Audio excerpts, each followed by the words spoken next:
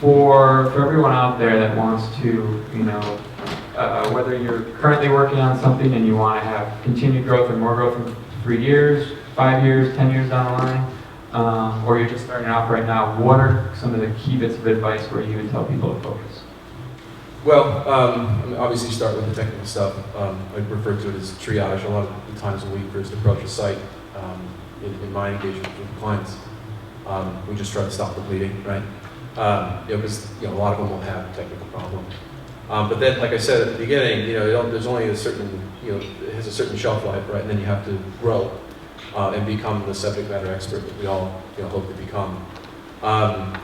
I spend a lot of my time doing technical things, yes, but I spend a lot of my time devising content strategy for my clients.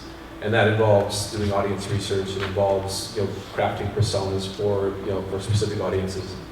And then we basically have a creative services department we call Experience Consulting, which is nice and flashy for just saying they build content.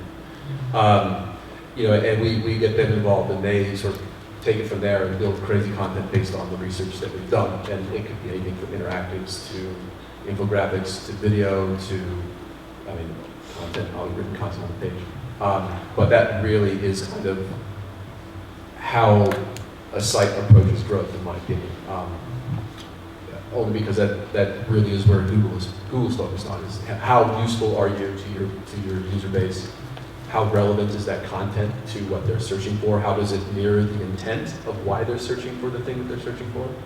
So, content all the way. Yeah, I definitely agree in terms of content development for specific audience segmentation.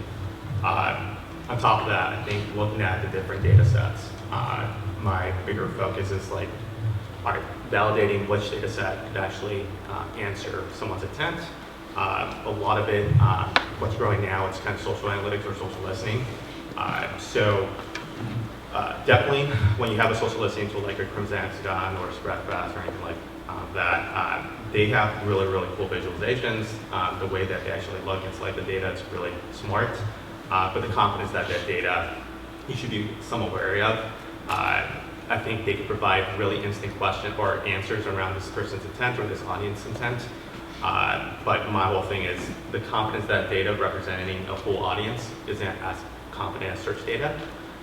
So trying to integrate those two data sets, one good recommendation is when you're looking at search, when you're trying to really get to someone's intent or an audience intent, a good data source is mobile search queries. In desktop, most folks actually just look for general search queries. Most of the time, they'll just search Toyota when they actually have a very specific intent around the Toyota dealer around their area. But in mobile, they're allowed more flexibility. The usefulness of that query is actually more precise. So more likely, they're going to actually show their actual intent. So actually merging mobile search queries along with social data to have a really good, strong assumption around that person's or audience intent has always worked. And the more and more we have built out experiments, the more ones we actually show. In the past, when we were just using search or just using social, most of our experiments, or at least hypothesis, failed. It was like, oh, okay. But once we started looking at more mobile search queries, we're actually getting better hits and better test results.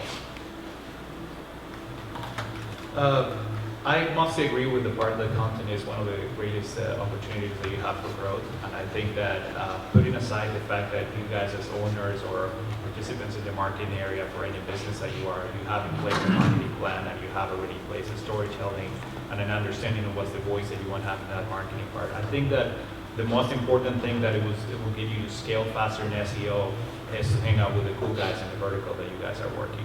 This is about links, and links is what is going to get you faster to get more authority and to get more opportunities to rank for better stuff. So apart from all the technical opportunities that you have or improvement that you had, apart of all the strategy that you put in place, I feel like one of the things that we miss when we get into our own business bubble is that we don't want to hang out with other cool guys on the aspects of the vertical that we are.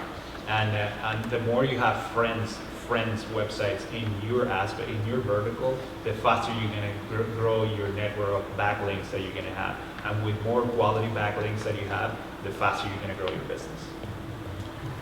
I think I think his comment was spot on. The most important thing, assuming that you're all sound technically, and a professional SEO can certainly help you with that. But as a business owner, the best thing you can do or invest in is a good network or somebody to get out there and make friends with the other webmasters, find out the other sites that are like yours, where your customers are hanging out on the web, and how they can not only really most importantly build relationships, and then from there you can build customers. So a relationship builder or a networker is great for link building, and it's great for just building your brand online.